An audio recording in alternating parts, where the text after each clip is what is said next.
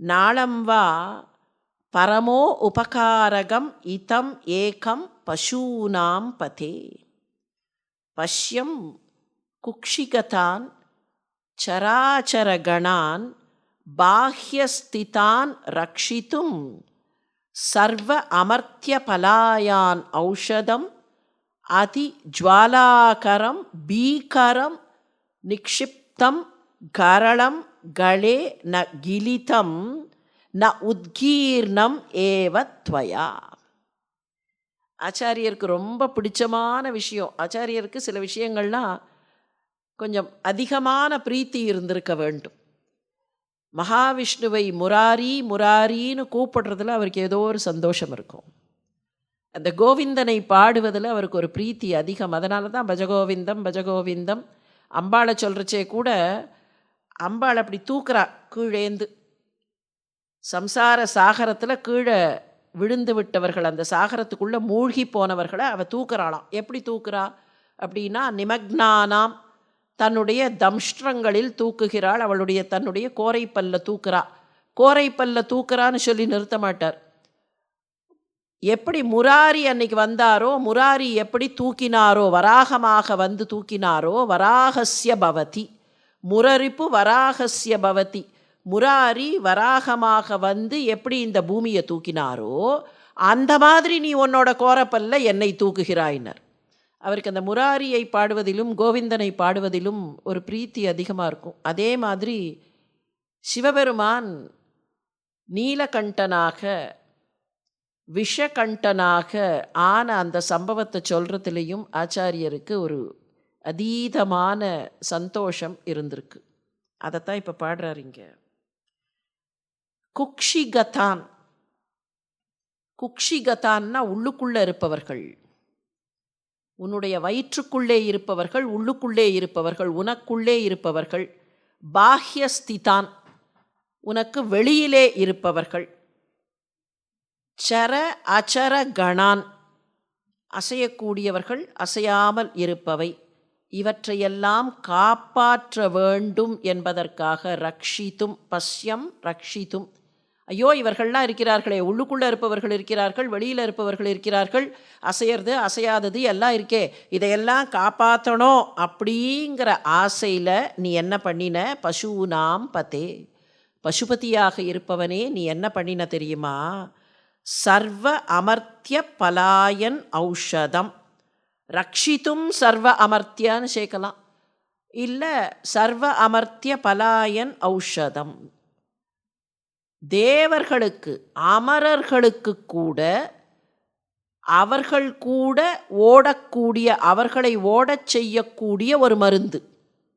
தேவர்களை கூட ஓடச் செய்யக்கூடிய மருந்து எதுன்னு கேட்டால் அதி ஜுவாலாகரம், ரொம்ப அப்படியே நெருப்பு மாதிரி தகிக்கக்கூடியது. பீகரம் ரொம்ப பயங்கரமானது. கரளம், ஆலகாலம்னு ஒரு விஷம் இருந்ததே, அந்த விஷத்தை நீ அப்படியே உன் கழுத்தில் நிறுத்திண்டியா இல்லையா? கரளம் கலே ந கிலிதம்.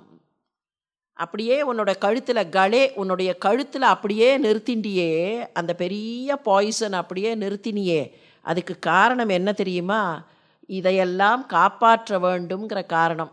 நீ அதை வெளியிலையும் விடலை, உள்ளுக்குள்ளேயும் கொண்டு போகலை. நான் கிலிதம், உள்ளுக்குள்ளே ஸ்வாலோ பண்ணலை. நான் உத்கீர்ணம், அதை வெளியிலையும் விடலை.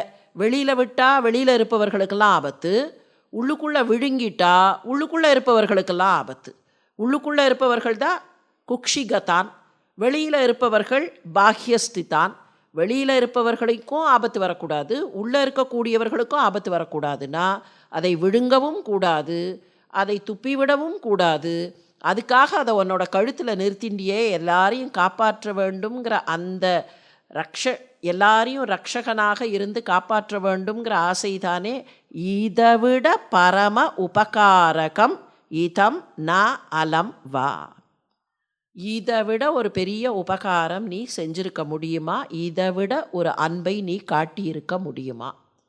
நான் அலம் வா, இதை விட பெரிய அன்பு உண்டாப்பா? இந்த பிரபஞ்சத்துக்கு நீ பண்ணின இதை விட பெரிய அருள் இல்லை, இதை விட பெரிய அன்பு உண்டா? அந்த ஆலகாலத்தை எடுத்து நீ அப்படியே சாப்பிட்டியே, முழுசாக சாப்பிடலை, சாப்பிட்டியேன்னு சொன்னால் விழுங்கிட்டேன்னு அர்த்தம். நீ விழுங்கவும் இல்லை, ஆனால் அதே நேரத்தில் அதை வெளியில் விட்டுவிடவும் இல்லை. அதை அப்படியே உன் கழுத்தில் ரீட்டைன் பண்ணிண்டியே. அப்போ வெளியில் இருப்பவர்களையும் உள்ளே இருப்பவர்களையும் காப்பாற்ற வேண்டும்ங்கிறதுக்காகத்தானே பண்ணின. இதை விட ஒரு பெரிய அருள் வேற ஏதாவது இருக்க முடியுமா? இதை விட பரம உபகாரகம் உண்டா? பசூனாம் பதேனர். இந்த ஹாலஹால விஷம் 2 விஷம்னு கணக்கு. ஹாலம்னு சொன்னாலே விஷம்னு தான் கணக்கு. ஹாலம்னா 2 விஷம். அது என்ன 2 விஷம்னா, ஒன்று வாசுகி பாம்புக்கிட்டேருந்து வந்த விஷம், இன்னொன்று அந்த பார்க்கடலுக்கு உள்ளேருந்து வந்த விஷம். பார்க்கடலுக்கு உள்ளேயும் விஷம் இருந்தது, வாசுகி பாம்புக்கிட்டேயும் விஷம் இருந்தது. வாசுகி பாம்பை போட்டு இழுன்னு இழுக்கரிச்சு அது விஷத்தெல்லாம் கக்கித்து. 2 விஷமும் சேர்ந்ததனால் அது ஹாலகாலம். அந்த ஹாலகாலம்ங்கிறது தான் தமிழில் ஆலகாலம்னு வரும். ஆலகாலம்ங்கிறது சில சமயத்தில் தமிழில் இன்னமும் கொஞ்சம் சுருங்கி போய் ஆலாலம் அப்படின்னு வரும். ஆலால சுந்தரர்னு ஒருத்தர் கைலாசத்தில், அந்த ஆலால சுந்தரர் சிவபெருமானுக்கு பக்கத்தில் அணுக்கத் தோழராக இருந்தார்னு கணக்கு. ஏன் அவருக்கு ஆலால சுந்தரர்னு பேர் வந்தது? அவருக்கு ஒரிஜினல் பேர் சுந்தரர். பக்கத்தில் ரொம்ப அணுக்கமாக இருந்த தொண்டர், கிட்டத்தட்ட சாயுஜ்யம் நிலைமையில் இருக்கிறவர். இன்னும் சாயுஜ்யம்னா ரொம்ப பக்கத்தில் காலடியிலேயே இருந்தவர். அவர்கிட்ட அங்கே வந்தது அந்த விஷம், அப்படி பறந்து வந்தது. பார்க்கடலில் அவர்கள் கடைந்தார்கள், வெளியில் விஷம் வந்தது, அலறி அடித்து கொண்டு ஓடி வந்தார்கள். அந்த விஷம் அவர்களை விரட்டி கொண்டே, அவர்கள்லாம் வந்தாச்சு, தேவர்கள் அசுரர்கள்லாம் வந்தாச்சு. அந்த விஷம் அப்படி வந்தது. பார்த்தாராம். பார்த்த உடனே பக்கத்தில் இருந்த சுந்தரரை கூப்பிட்டு, அதை போய் எடுத்துன்னு வா உருட்டி அப்படின்னாராம். அந்த சுந்தரர் போய் அதை ஒரு உருட்டி ஆலாலத்தை எடுத்து கொண்டு வந்ததனால் அவருக்கு ஆலால சுந்தரர்னு பேர். அந்த ஆலால சுந்தரர் தான் சுந்தரமூர்த்தி சுவாமிகளாக நம்பி ஆரூரராக அவதரித்தார்னு கணக்கு. இப்போ உருட்டி எடுத்து சாப்பிட்டார். அவர் உருட்டி கொண்டு வந்து கொடுத்தார், இவர் கையில் வாங்கி சாப்பிட்டார். அந்த ஆலகால விஷம் அதி ஜுவாலாகரம், அப்படியே வெப்பமாக இருக்குமே. அந்த வெப்பமான விஷத்தை நீ சாப்பிட்டாயே, உள்ளுக்குள் விழுங்காமல், மொத்தமாக விழுங்காமல், அதே சமயத்தில் அதை மொத்தமாக வெளியிலும் விட்டுவிடாமல் இடையில் வைத்து கொண்டிருந்தாயே, வெளியில் இருக்கக்கூடியவர்களுக்கும் ஆபத்து வரக்கூடாது, உள்ளே இருக்கக்கூடியவர்களுக்கும் ஆபத்து வரக்கூடாதுன்னு வைத்து கொண்டிருந்தாயே, இதை விட பரம உபகாரம் உண்டா? அதனாலே தானே பகவானுக்கு நீலகண்டன், நஞ்சுண்டகண்டன், நஞ்சுண்டப்பன், நஞ்சுண்டன், ஸ்ரீகண்டன், விஷகண்டன், இதெல்லாம் எதனால் வந்த பெயர்கள்னா, கண்டத்தில் அந்த விஷத்தை கொண்டவர், நீலகண்டனாக இருக்கக்கூடியவர். இதை விட ஒரு பெரிய கிரேஸ் நீ வேற ஏதாவது கொடுத்துருக்க முடியுமான்னர். எத்தனையோ விதங்களில் சிவபெருமானை கூப்பிட்டவர். முன்னால ஸ்லோகத்திலெல்லாம் திரிலோக குரு, எங்கே உபதேசம்னு கேட்டாரோ அங்கே திரிலோக குருன்னார். எங்கே சௌக்கிய உபதேசம், லோககுரு, திரிலோக குரு. இப்போ இந்த ஸ்லோகத்தில் பசுபதினு கூப்பிட்டார். பசூனாம் பதி, அதுதான் பசுபதி. இந்த ஜீவன்களுக்கெல்லாம் பதியாக இருப்பவரே. பசுக்களுக்கு பதி அப்படின்னா ஜீவன்களுக்கு பதி. இந்த ஜீவன்களுக்கு தான் பசுனே பேர். இந்த பசுக்களை எல்லாம் பராமரிக்கக்கூடிய பதி. சிவலிங்கம் இருக்கே, சிவலிங்கத்துக்கே கீழே இருக்கிற, சிவலிங்கத்துக்கு கீழே இருக்கிற அந்த பீடத்துக்கு ஆவுடையார்னு பேர். ஆவுடையார், ஆவுடையாருக்கு மேலே லிங்கபாணம், அதுதான் சிவலிங்கத்தினுடைய அந்த வடிவம். தென் மாவட்டங்கள்லாம் ஆவுடை நாயகின்னு பெயர் வைப்பார்கள். ஆவுடைன்னு பெண்ணுக்கே நிறைய பெயர் இருக்கும். ஆவுடை, ஆவுடை அக்காள், செங்கோட்டை ஆவுடை அக்காள் வேதாந்த கருத்துக்களை எல்லாம் பாடியவள். அந்த ஆவுடை நாயகி, ஆவுடை அப்பன். ஆவுடைங்கிறதுக்கு என்ன அர்த்தம்? ஏன் அதை ஆவுடைன்னு சொன்னார்கள்? அந்த லிங்கத்தின் பீடம் பகுதிக்கு ஆவுடை. ஆனா பசு, ஆக்களை உடையவர். அது எப்படி ஒரு போற்றேயல்னு சொன்னால், லிங்கபாணம்ங்கிறது தான் கடவுள், அதுதான் அந்த சிவபெருமான். கீழே பசுக்கள்லாம் நிற்கிறது. இந்த ஜீவன்களான பசுக்கள் எல்லாம் பசு ஃபார்மேட்டில் அப்படியே பசு நிற்கிறது. இந்த பசுலாம் என்ன பண்ணிட்டுருக்கு? அவரையே இப்படி பார்த்துட்டுருக்கு. அவரையே இப்படி பார்த்துட்டுருக்கு. ஏன்னா எங்களுடைய வாழ்க்கை, எங்களுடைய பாதை எதுவாக இருந்தாலும் நீதான் அப்படின்னு கைடன்ஸுக்காக அந்த பசுலாம் அவரையே பார்த்துட்டுருக்கு. அப்போ சுற்றி அந்த பசுக்கள் நிற்க, அந்த பசுக்களுக்கு நடுவிலே பசுக்களை பதியாக தலைவராக பராமரிப்பவர் நிற்கிறார். அதுதான் அந்த சிவலிங்கம்ங்கிற ஸ்வரூபம். அந்த ஸ்வரூபத்தினுடைய விளக்கம் பிற்காலத்தில் என்னென்னமோ விளக்கங்களை யார் யாரோ கொடுத்தார்கள். இதில் என்னென்னா நேட்டிவிட்டி இல்லாத விளக்கங்கள்லாம் வந்தது. அன்ஃபார்ச்சுனேட் திங் என்னென்னா பல விளக்கங்கள் வித்தவுட் நேட்டிவிட்டி. இந்த மண் என்ன சொல்கிறது, இந்த மண்ணுக்கு என்ன அர்த்தம்னே தெரியாதவர்கள் புதுசாக மொழியை கற்றுக்கொண்டு புதுசாக அதை படித்துவிட்டு விளக்கங்கள் தரும்போது டிக்ஷனரியை எடுத்து பார்த்து டிக்ஷனரியில் இருக்கிற வார்த்தை இதுதான் இதுதான் அப்படின்னு சொல்கிற மாதிரி தான் இருக்கும். ஆனால் இந்த நேட்டிவிட்டியினுடைய விளக்கம், அதனால தான் ஆவுடை திருப்பரங்குன்றத்தில் கூட ஆவுடையப்பர், திருப்பரங்குன்றத்தில் முருகப்பெருமானுக்கு இந்த பக்கத்தில் பார்த்தா ஆவுடையப்பர் தான் அங்கே இருக்கிற சிவபெருமான். அப்போ அந்த ஆக்களை பசுக்களை உடையவர் பசுபதி, பசுனாம் பத்தின்னு கூப்பிட்டார். இந்த பசுன்னா என்ன அர்த்தம், பசுங்கிறதுக்கு என்ன அர்த்தம், பசுங்கிற வார்த்தை எப்படி வந்ததுன்னு பார்த்தா ரொம்ப சிம்பிளான மீனிங். பஷ்யந்தி இதி பசவே, எது பார்க்கிறதோ அது பசு, எது பார்க்கிறதோ அது பசு. நேற்றுக்கே பார்த்தோம் இல்லையா, எல்லா புலன்களுக்கும் ஒரு ரெப்ரசன்டேட்டிவ் என்னன்னா கண். நம்ம சாதாரணமாக கண் அப்படின்னு சொன்னால் கண் மாத்திரம் இல்லை, கண் will also mean all the other senses. அதனால தான் சில சமயத்தில் சொல்லும்போது எப்படி சொல்லுவோன்னா, ஏதாவது ஒன்று சரியாக நோட்டீஸ் பண்ணலை, not necessarily with the I alone, அவர்களுடைய மனசும் சரியாக நோட்டீஸ் பண்ணலை அப்படின்னா கூட கண்ணை திறந்து பார்க்க மாட்டியா அப்படிம்பார்கள். இந்த கண்ணை திறந்து பார்க்க மாட்டியாங்கிறது கண், இந்த கண்ணை திறந்து பார்ப்பது மாத்திரமில்லை, ஹாவ் யூ நாட் பர்சீவ்ட், எதையோ ஒன்றை பர்சீவ் பண்ணணும்னா have you not perceived it completely, அதுக்கு கண்ணை திறந்து. அப்போ இந்த கண்ணுங்கிறது ஒரு ரெப்ரசன்டேட்டிவ் தான். இந்த 5 புலன்களுக்கும் மனசுக்கும் ஒரு ரெப்ரசன்டேட்டிவ் சிம்பாலிசம் என்னன்னா கண்ணு. இந்த கண்ணை சொன்னால் மற்ற எல்லாவற்றையும் சேர்த்து சொன்னதாக உபலக்ஷணம்னு சொல்லுவார்கள். இப்போது 3 ஃப்ரெண்ட்ஸ் இருக்கிறார்கள்னா ஒருத்தரை சொன்னால் மிச்சம் 2 பேரையும் சேர்த்து தான் அர்த்தம் அது. அந்த மாதிரி அந்த உபலக்ஷணத்தில் கண்ணுன்னு சொன்னால் மற்ற எல்லாம் அதில் சேர்ந்து விடும். இந்த கண் மனுஷ வாழ்க்கையில் எல்லாத்தையும் அந்த கண்ணோட தான் ஈக்குவேட் பண்ணுவார்கள். எது பார்க்கிறதோ அது பசு, எது பார்க்கப்படுகிறதோ அது லோகம்.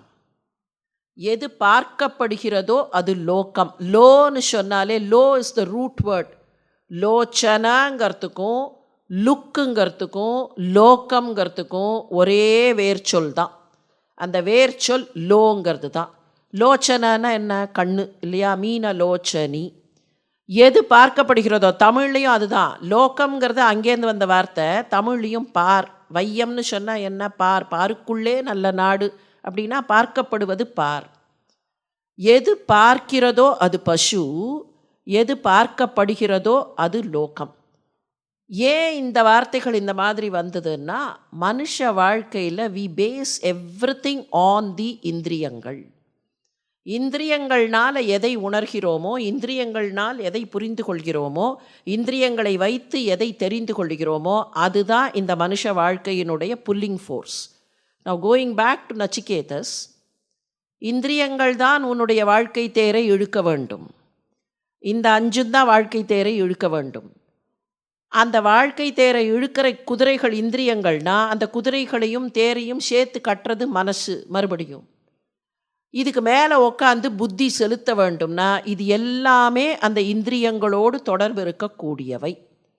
அப்போ இந்த மனுஷ வாழ்க்கை இஸ் ரிலேட்டட் டு தி இந்திரியங்கள் அண்ட் ரிலேட்டட் டு ப்ரிடாமினன்ட்லி ஐ, கண்ணால் பார்க்கக்கூடியது. அதனால தான் இன்றைக்கும் சொல்கிறோம், கண்ணால் பார்த்தா தான் நான் நம்புவேன், கண்ணால் பார்த்தா தான் நான் நம்புவேன் அப்படிங்கிறோம். கண்ணால் பார்த்தா இல்லை, சில விஷயங்களை பார்க்கலன்னா நம்ம நம்புறதில்லை. இருக்கா, அது இருந்ததா, is it tangible, what is tangible அப்படின்னு கேட்குறோமா இல்லையா? I want to see something which is tangible, what is the tangible result அப்படின்லாம் கேட்குறோமே. காரணம் என்ன, இந்த மனுஷ வாழ்க்கை எதையுமே அந்த புலன்களோட தொடர்பு படுத்தி தொட்டு பார்த்தா தான் நம்பும், கண்ணால் பார்த்தா தான் நம்பும், காதால் கேட்டால் தான் நம்பும். இதுக்காகத்தான் சொன்னார்கள், கண்ணால் காண்பதும் காதால் கேட்பதும் இல்லை, தீர விசாரிப்பதுன்னா விசாரத்தின் வழியாக இறைவனை அடைவது. அதுக்கு தான் அந்த தீர விசாரிப்பதுங்கிறது வந்தது. இப்போ இந்த பசு என்ன பண்ணும், பார்க்கறதெல்லாம் அப்படியே ஒத்துக்கும். பார்ப்பதை ஏற்றுக்கொள்வது பசு. பஷ்யந்தி இதி பஷவே. பார்க்கறத அப்படியே எடுத்துக்கும். At the face value. ஆனால் இந்த பசு சராசரியாக பார்ப்பதை அப்படியே நம்புகிற பசு முறையாக பார்ப்பதற்கு கற்றுக்கொள்ள வேண்டும். பஷ்யந்தி இதி பஷவே, அங்கே போய் முறையாக பார்ப்பது பஷ்யந்தி இதி பஷவேன்னு மாற வேண்டும். எது முறையாக பார்ப்பது? முதல்ல பார்க்கறச்சே இது தெரியறது. இதுவா? Okay, this is kannadi, this is paper, this is mic. இதுதான் first stage of the pasu. அந்த பசு உள்ளுக்குள்ளே வரும்போது இதுதான் ஸ்டேஜ், பஷ்யந்தி இதி பஷவே. ஆனால் இந்த பசு இந்த ஸ்டேஜ்லேருந்து பக்குவப்பட்டு எங்கே போகணும்னா சர அச்சர ஆத்மிக தனு தியானே அப்படின்னாரே. சரமாக இருந்தாலும் அச்சரமாக இருந்தாலும் அதுக்குள்ளே இருக்கக்கூடியதெல்லாம் நீதான் அப்படின்னு பார்க்கக்கூடிய அந்த லெவலுக்கு அந்த பசு போக வேண்டும். இந்த லெவலில் இருக்கிற பசு பார்த்தது அப்படியே வெளுத்ததெல்லாம் பால் அப்படின்னு நினைக்கிற பசுவாக இல்லாமல், அந்த பசு பார்க்கிற எல்லாவற்றுக்குள்ளும் அந்த பால் நிறத்து கடவுள் இருப்பதை பார்க்க கற்றுக்கொள்ள வேண்டும். பார்ப்பனர்னு சொல்லுவார்கள். இன்னைக்கு அந்த வார்த்தையை நாம் சரியாக புரிஞ்சுட்டு இருக்கோமாங்கிறது கேள்விக்குறி. வித் நோ ஒஃபென்ஸ் மென்ட், அந்த வார்த்தைக்கு உண்மையிலேயே அர்த்தம் என்ன? திருமூலர் பாடினார், பார்ப்பார் அகத்திலே பால் பசு ஐந்துண்டு, மெய்ப்பாருமின்றி வெறித்து திரிவன, மெய்ப்பாருமிருந்து வெறியும் அடங்கினால் பால் பசு ஐந்தும் பாலாய் பொழியுமே. அந்த பால் பசு என்ன? இந்த 5. பால் பசு 5 உண்டு. கண்ணும் காதும் நாசியும் நாவும் மேனியுமான 5. இந்த பால் பசு 5ம் உள்ளுக்குள்ளே இருக்கக்கூடிய அந்த ஆன்மா, அந்த பார்ப்பாருங்கிற ஆன்மாவின் பார்ப்பார் அகத்திலே பால் பசு 5 உண்டு, மெய்ப்பாருமின்றி வெறித்து திரிவன. இதை கண்ட்ரோல் பண்ணலைன்னா இது பாட்டுக்கு என்ன வேணாலும் பண்ணும். மெய்ப்பாரும் வெறியும் அடங்கினால் பால் பசு 5ம் பாலாய் பொழியுமேனா, இது பார்க்கறதும் கேட்கறதும் இது சுவைப்பதும் இது தொடுவதும் எல்லாம் அந்த இறைவன் என்பதை எப்போது இந்த பசு புரிந்து கொள்ளுமோ அப்போது இந்த பசு சாதாரண பசு அல்ல, இந்த பசு பக்குவப்பட்டு விட்ட பசு. இந்த பசுக்களுக்கு பத்தின்னு சொல்லும்போது இந்த பசுலேருந்து அந்த பசு லெவலுக்கு நான் போகணும். அதனால தான் குறிப்பாக எந்த இடத்துல கொண்டு வந்து அந்த பசு நாம் பத்தே. அப்பா, இந்த பசு சாதாரண பசுவாக இருந்தால் என்ன பண்ணும் தெரியுமா? விஷம் அப்படின்னு பார்க்கும், விஷத்தை விஷமாக பார்க்கும், அவ்வளோதானே. பார்க்குறத அப்படியே ஏற்றுக்கும், இது விஷம் இது விஷம். ஆனால் அந்த விஷத்தை உனக்குள் நிறுத்தி கொண்டு எல்லாவற்றுக்கும் அமிர்தம் கொடுத்தாயே, அதை பார்க்குற தன்மை இந்த பசு அங்கே உயரும்போது வரும். பசு நாம் பத்தே, எங்களை அந்த நிலையில் கொண்டு போய் நிறுத்து. நீ எதுக்காக அந்த விஷத்தை அப்படியே நிறுத்தி கொண்டாய்? அந்த விஷத்தை நிறுத்தி கொண்டது வெளியில் இருக்கக்கூடியவர்களுக்கும் ஆபத்து வரக்கூடாது, உள்ளுக்குள்ளே இருக்கக்கூடியவர்களுக்கும் ஆபத்து வரக்கூடாது. இப்போ ஒரு சின்ன கேள்வியை கேட்டு பார்ப்போம். அவருக்கு ஆபத்து வந்துதா வரலையா? அவருக்கு ஆபத்து வந்துதா வரலையா? விஷந்தானே, அவருக்கு ஆபத்து வந்திருக்கணுமா இல்லையா? அவருக்கு அம்பாள் இங்கே பிடிச்சிட்டா, அதனால் ஆபத்து வரல. அங்கே இருந்தால் கூட வரணுமா இல்லையா? There is a very very tricky question. I think sometimes அது அந்த சோஷியல் மீடியாவில் வரக்கூடிய கொஸ்டின்ஸில் ஒன்றா கூட இருக்கும். பாய்சனுக்கு எக்ஸ்பைரி டேட் உண்டா? பாய்சனுக்கு எக்ஸ்பைரி டேட் இருந்தால் will the quality of poison get reduced or get increased after the expiry date? தெரியல. ட்ரை பண்ணி பார்க்குறதுக்கு யாரும் தயாராக இல்லை. பாய்சனை வச்சு எக்ஸ்பைரி டேட் போட்டுட்டு அதுக்கப்புறம் ட்ரை பண்ணி பார்க்கலான்னு சொல்ல முடியாது. We don't know. பாய்சனுடைய எக்ஸ்பைரி டேட்டுக்கு அப்புறம் பாய்சன் தன்மை குறையுமா, பாய்சன் தன்மை கூடுமா தெரியல. இப்போ பாய்சன் தானே இது. இந்த பாய்சனுக்கு எக்ஸ்பைரி டேட் உண்டா கிடையாதா? எவ்வளோ நாள்பட்ட பாய்சன்கிறதுனால அதனுடைய பாய்சனஸ் டெண்டன்சி குறைஞ்சி போச்சா? அடுத்த ஸ்லோகத்தில் சொல்கிறார், நீ என்னப்பா நினச்ச, அதை என்னன்னு நினச்ச, அதை எடுத்து அப்படி சாப்பிட்டியாமே. ஜ்வால அக்ர சகல அமர அதி பயதக கதம் வா த்வயா திருஷ்டக கிம் ச கரே திருத்தக கரதலே கிம் பக்வ ஜம்பூபலம் ஜிஹ்வாயாம் நிஹீதஸ்ச சித்த குட்டிகாவா கண்டதேஷே பிருத்தக கிம் தே நீலமணிர் விபூஷணம் அயம் சம்போ மகாத்மன வத. சம்போ மகாத்மன, சம்புவே மகாத்மாவே கொஞ்சம் சொல்லுப்பா, வத கொஞ்சம் சொல்லு, என்னன்னு சொல்லணும். ஜ்வால அக்ர, அப்படியே நெருப்பு தகிச்சில் இருக்கிற நெருப்பு மாதிரி இருக்கிற சகல அமர அதி பயத, எல்லா அமரர்களுக்கும் பயத்தை ஏற்படுத்திய. இப்போ அமரர்களுக்கு ஏன் பயம் வரணும்? முந்தின ஸ்லோகத்துலேயும் அமரர்களின் பயத்தை அப்படின்னு தான் சொன்னார். இப்போ அமரர்களுக்கு ஏன் பயம் வரணும்? காலகாலத்தை பார்த்து தேவர்களுக்கு ஏன் பயம் வரணும்? தேவர்களுக்கு அந்த அமிர்தம் வேண்டும், அந்த அமிர்தத்துக்கு பதிலாக ஆலகாலம் வந்து விட்டதே அப்படின்னு பயம் இல்லையா? அந்த அமரர்களுக்கு அவ்வளோ பெரிய பயத்தை ஏற்படுத்திய சகல அமர அதி பயத்த க்ஷ்வேலம் கதம் வா. க்ஷ்வேலம்னா பாய்சன், அதுதான் நச்சு. எல்லாருக்கும் பயத்தை ஏற்படுத்திய அந்த க்ஷ்வேலம் இருக்கே, அதை நீ எப்படி பார்த்த? கதம் வா த்வயா திருஷ்டக, அது என்னன்னு பார்த்த? அது பறந்து வருது, அது என்னன்னு பார்த்த? What did you look it at, behold it as? அதை என்னவா பார்த்தப்பா? கதம் வா த்வயா திருஷ்டக கிம்ச கரே திருத்தக, அதை எப்படி கையில் எடுத்த? எப்படி கையில் எடுத்த? அதை என்னவா பார்த்த? எப்படி கையில் எடுத்த? கரதலே கிம் பக்வ ஜம்பூபலம், அதை கையில் எடுத்து இப்படி உருட்டி வச்சுட்டியே, அது என்ன நாவல் பழம்னு நினச்சியா?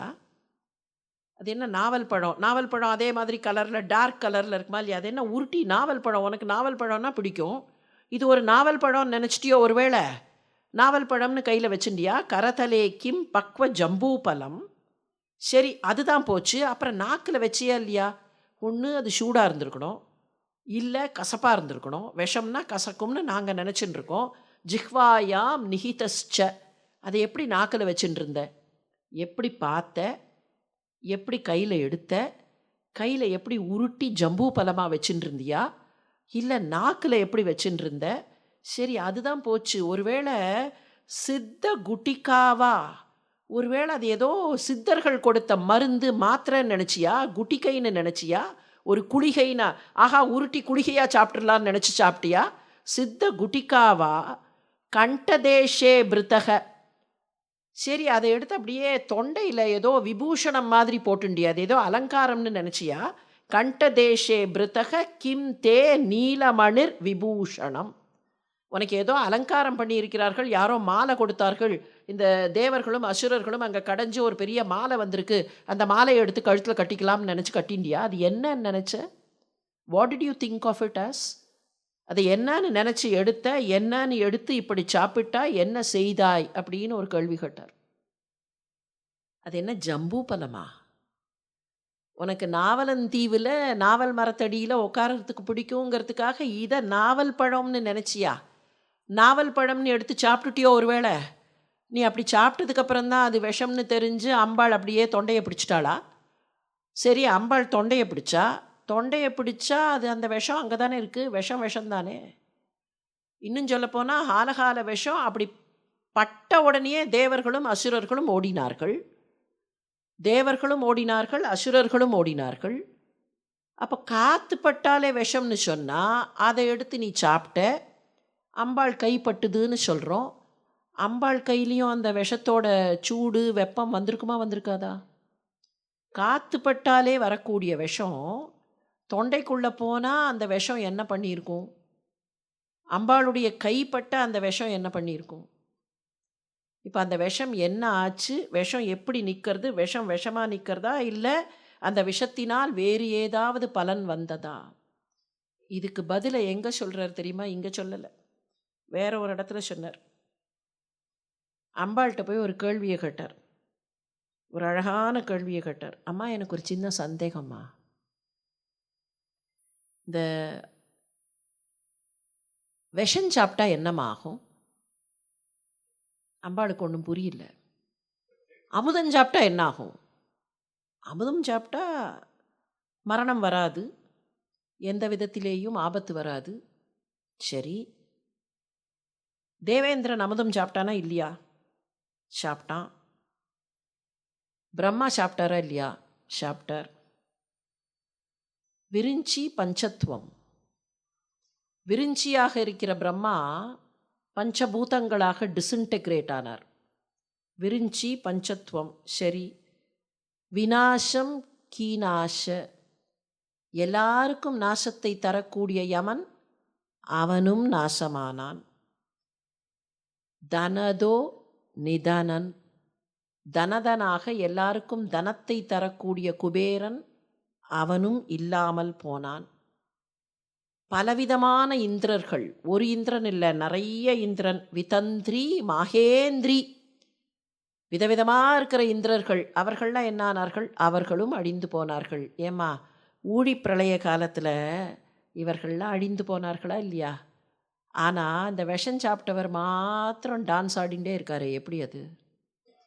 அமுதம் சாப்பிட்டவர்களெல்லாம் அழிந்து போனார்கள், விஷம் சாப்பிட்டவர் மாத்திரம் ஆடிண்டே இருக்காரு. எப்படிமா அது? தெரியலையேப்பான்னு அம்பாள். பதில் அவரே சொன்னார். அம்பாள் இப்படி பிடிச்சாளா இல்லையா? அம்பாள் இப்படி பிடிச்சா இல்லையா? காரணம் சொன்னார். ஏன் தெரியுமாம்மா? அவருக்கு அந்த விஷம் ஒன்றும் பண்ணலை, ஜம்பூ பழம்னு நினச்சி சாப்பிட்டாரே, அந்த விஷம் ஏன் ஒன்றும் பண்ணலை தெரியுமா? தவஜனனி தாடங்க மகிமா, அம்மா உன்னுடைய தாடங்க மகிமை அவரை காப்பாற்றி விட்டதுன்னர். உன்னுடைய தாடங்க மகிமை தான் அவரை காப்பாற்றித்து. நீ பக்கத்தில் இருந்ததுனால விஷம் சாப்பிட்டவருக்கு ஒன்றும் ஆகலை. அம்பாள் இப்படி பிடிச்சிட்டா, அது மேலேயும் போகலை, கீழியும் போகலை, நடுவில் நின்று போச்சு. வெளியில் நிற்கக்கூடியவர்களுக்கும் ஆபத்து வரல, உள்ளே இருக்கக்கூடியவர்களுக்கும் ஆபத்து வரல. அப்படியே கழுத்தில் நிறுத்திட்டார். கழுத்தில் நிறுத்திட்டார். அம்பாள் நிறுத்தினாரா இல்லை அவரே நிறுத்திட்டாரா? சரி, அம்பாளே அந்த இடத்துல கழுத்தில் நிறுத்தினா கூட இப்போ திருப்பியும் அந்த பழைய கேள்விக்கே போகலாம். எக்ஸ்பைரி டேட் உண்டா கிடையாது? பழைய விஷம், அதனால் அந்த விஷத்தன்மை போய்விடுமா? பழைய விஷங்கிறதுனால அந்த விஷத்தன்மை போய்விட்டதா? இதுக்கு யார் பதில் சொன்னார்கள் தெரியுமா? அபிராமி பட்டர். அபிராமி பட்டர் தான் அதுக்கு பதில் சொன்னார். எங்கள் அப்பா சாப்பிட்டது என்னவோ விஷம்தான். எங்கள் அப்பா எடுத்து சாப்பிட்டது விஷம்தான். அவருக்கு தெரியாது. அவர் ஆடுற ஆட்டத்தில் வேகத்தில் அதை அப்படி குளிகைன்னு எடுத்து சாப்பிட்டுவிட்டார். ஜம்பூ பழம்னு நினச்சி சாப்பிட்டுவிட்டார். ஆளால சுந்தரர் எதையோ கொண்டு வந்து கொடுத்தோன்னே எல்லாத்தையும் நைவேத்தியம்னு நினச்சிக்கிறவர். அதனால் எதை கொடுத்தாலும் அதை நைவேத்தியமாக சாப்பிட்டவர். ஆனால் எங்கள் அம்மா என்ன பண்ணினா தெரியுமா? அவள் போய் இப்படி கையை வச்சோடனே இப்போ ஒரு கேள்வி கேட்டாரே, கரதலே கிம் பக்வ ஜம்பூபலம், கையில் இருக்கும்போது ஜம்பூபலம்னு நினச்சியா? ஜிஹ்வாயாம், நாக்கில் வச்ச போது அது என்னன்னு நினச்ச? அதை விழுங்கும்போது என்னன்னு நினச்ச? விழுங்குற வரைக்கும் அது விஷம். நாக்கில் வச்ச போது அது விஷம், விழுங்குற வரைக்கும் விஷம், இங்கே போய் நிற்கிறச்சே விஷம். அவள் எப்போ அப்படி கையை வச்சாலோ, வார்ஷடையோன் அருந்திய நஞ்சு அமுதாக்கிய கன்னிகை. அவள் அப்படி கையில் வச்சாளா இல்லையா, அது வரைக்கும் விஷமாக இருந்தது அமுதமாக மாறிப்போச்சு. அது அமுதமாக மாறிப்போன பின் அதனால் எந்த ஆபத்தும் இல்லை. அவள் அதை அமுதமாக மாற்றிவிட்டாள். அம்பாள் தான் பக்கத்தில் இருந்து அப்படியே அமுதமாக மாற்றிவிட்டாள்னு அபிராமி பட்டர் பாடினார். நீ என்னன்னு நினச்சிப்ப அதை முழுங்கின?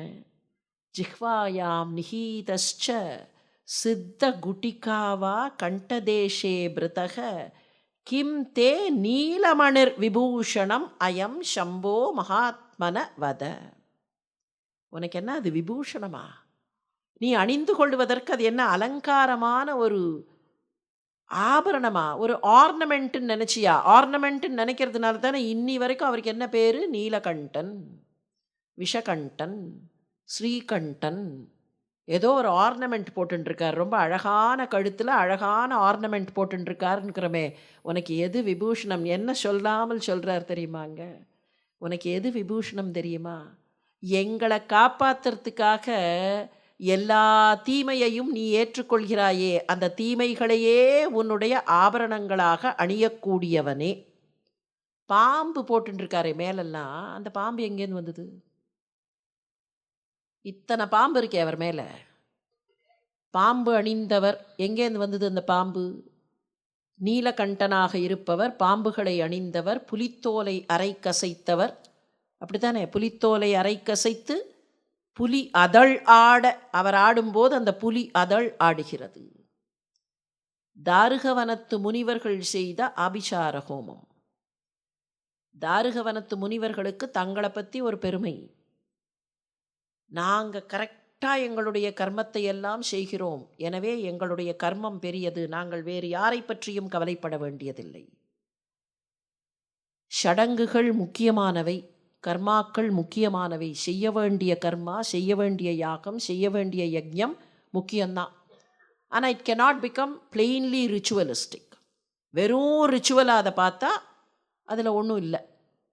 இவர்கள் என்ன நினைத்தார்கள்? நாங்கள் பண்ணுற சடங்குகள் முக்கியமானவை, இந்த சடங்குகளே அவருக்காகத்தான், அவரை அடைவதற்குத்தான். அப்போது அதில் பணிவு இருக்கணுங்கிறது அவர்களுக்கு மறந்து போச்சு. முனி பத்தினிகள் மிகப்பெரிய கற்பரசிகள், எங்கள் மனைவிமார்கள் கற்புக்கரசிகள், நாங்கள் செய்யக்கூடிய சடங்குகள் மிகச்சரியாக செய்கிறோம், நாங்கள் பர்ஃபெக்டாக பண்ணுறோம். இன்றைக்கி நிறைய பேர் சொல்கிறோமா இல்லையா, எல்லாத்தையும் செய்ய வேண்டியதெல்லாம் கரெக்டாக பண்ணிட்டா போகிறோம், பகவானை பற்றி கவலைப்பட வேண்டியதில்லை.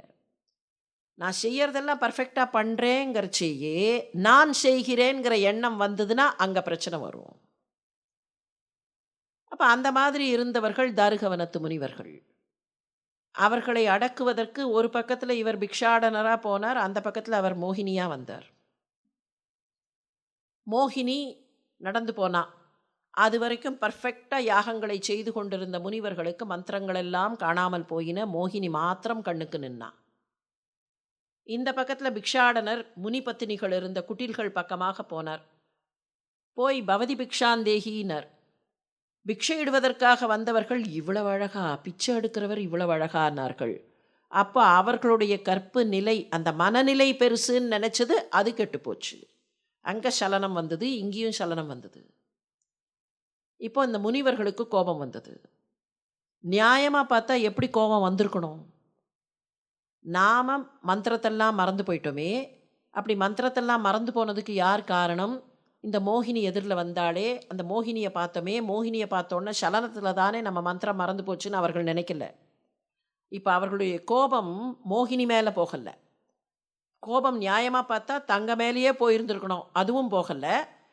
குறைந்தபட்சம் மோகினி மேலே போயிருந்துருக்கணும், அதுவும் போகலை. அப்படியே டேர்ன் ஆச்சு. எங்கள் மனைவிமார்களை திசை மாற்றிய இவன் அயோக்கியன் அப்படின்னு பிக்ஷாடனர் மேலே கோபம் திரும்பியது. இந்த மனுஷ மனசு எங்கே பழியை தூக்கி போடலாம்னு பார்த்துட்டு இருக்கும், அந்த மாதிரி பார்த்துட்டு இருந்த மனசு தூக்கி இங்கே போட்டது. இவரை அழிப்பதற்கு ஆபிசார ஹோமம் செய்கிறோம். ஆபிசார ஹோமம் செய்தார்கள். ஆபிசார யாகத்திலிருந்து முதல்ல ஒரு புலி வந்தது, அந்த புலியை ஏவினார்கள். புலியை அடக்கி புலித்தோலை அணிந்தார். பாம்புகள் வந்தன, பாம்புகளை ஏவினார்கள். பாம்புகளை எல்லாம் எடுத்து ஆபரணங்களாக அணிந்து கொண்டார். அப்போ தீங்குகளை எல்லாம், நாங்கள் உன்மேல் செலுத்துகிற தீங்குகளை எல்லாம் உனக்கு ஆபரணமாக அணிந்து கொள்கிறாயே, இந்த காலகால விஷத்தையும் உனக்கு விபூஷணம்னு நினச்சி அணிந்து கொண்டாயா?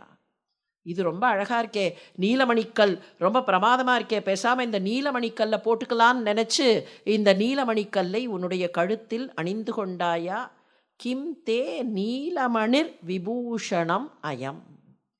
உனக்கு எவ்வளவு அற்புதமான மனசு, அந்த மனசில் உன்னுடைய எண்ணம், உன்னுடைய கருணை, உன்னுடைய அந்த கருணா சாகரம் எப்படின்னா, நாங்கள் கொடுக்கக்கூடிய தீமைகளை கூட உனக்கு ஆபரணம்னு நினைக்கக்கூடிய தன்மை.